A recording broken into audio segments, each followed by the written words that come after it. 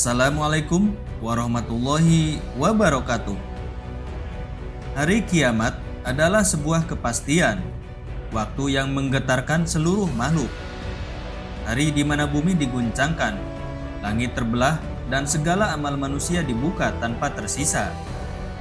Rasulullah Shallallahu Alaihi Wasallam bersabda, akan datang suatu hari di mana setiap orang akan berdiri di hadapan Robnya, tanpa ada tabir dan tanpa penerjemah.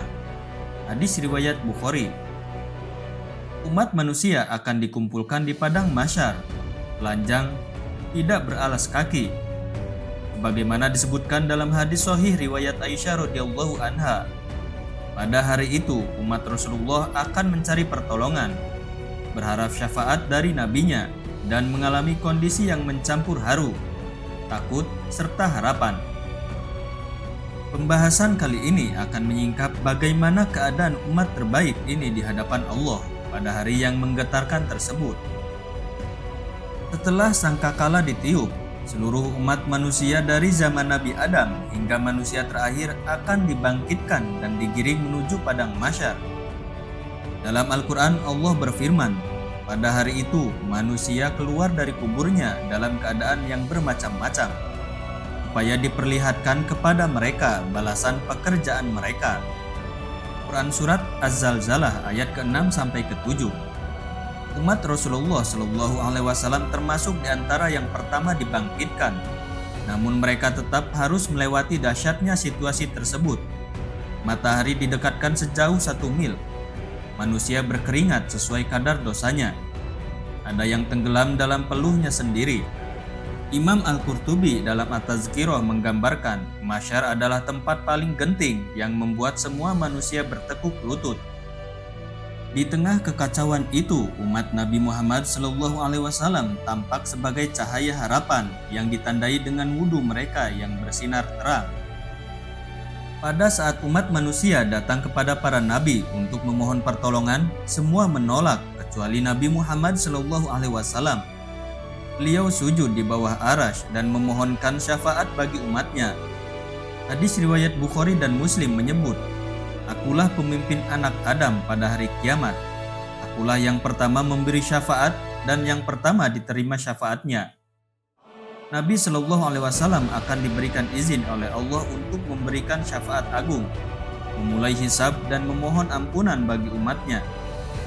Umat beliau akan dipanggil dengan wajah bersinar karena bekas wudhu dan diberi minum dari telaga Al-Kautsar yang airnya lebih putih dari susu dan lebih manis dari madu.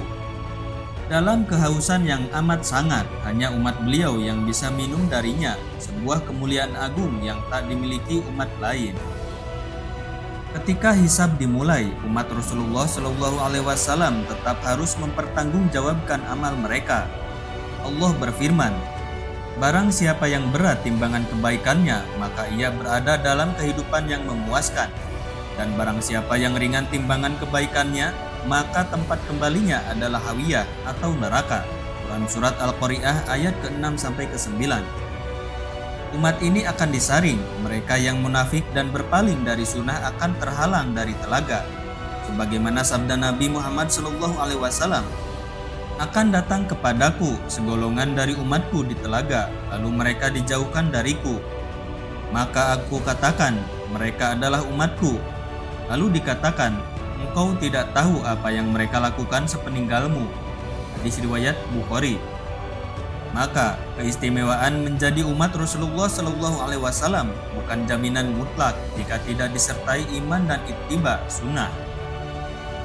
Setelah hisab, umat Nabi Muhammad SAW harus melewati sirat, jembatan di atas neraka yang lebih tipis dari rambut dan lebih tajam dari pedang. Sebagaimana disebutkan dalam hadis sahih, setiap umat akan melewati sirat dan aku akan berdiri di atas sirat menyeru, ya Allah, selamatkan mereka, selamatkan mereka. Hadis riwayat Muslim. Umat beliau yang soleh akan melintasinya seperti kilat, kuda cepat, atau angin berhembus, tergantung amal mereka. Namun ada pula yang merangkak atau bahkan tergelincir. Disinilah cinta Nabi Muhammad SAW kepada umatnya benar-benar nyata. Beliau tidak meninggalkan mereka, terus memohonkan keselamatan bahkan ketika mereka diuji di ujung neraka. Setelah melalui berbagai tahapan yang mengguncang jiwa, umat yang selamat akan dikumpulkan di surga bersama Nabi Muhammad SAW. Al-Quran menyebutkan, dan orang-orang yang beriman dan anak cucu mereka mengikuti mereka dalam keimanan, kami hubungkan anak cucu mereka dengan mereka. Quran Surat At-Tur ayat ke-21. Mereka akan memasuki surga dari pintu yang disebut Babur Royan untuk orang-orang yang berpuasa, dan Nabi Shallallahu Alaihi Wasallam menjadi orang pertama yang mengetuk pintunya. Mereka berkumpul dalam kenikmatan tanpa batas, tiada rasa lelah, tiada air mata, hanya kebahagiaan abadi.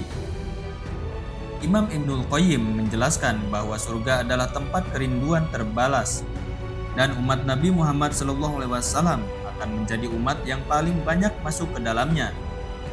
Bagaimana sabda beliau, "Aku berharap menjadi umat yang terbanyak masuk surga." Hadis riwayat Bukhari. Wallahu a'lam bishawab. Terima kasih. Wassalamualaikum warahmatullahi wabarakatuh.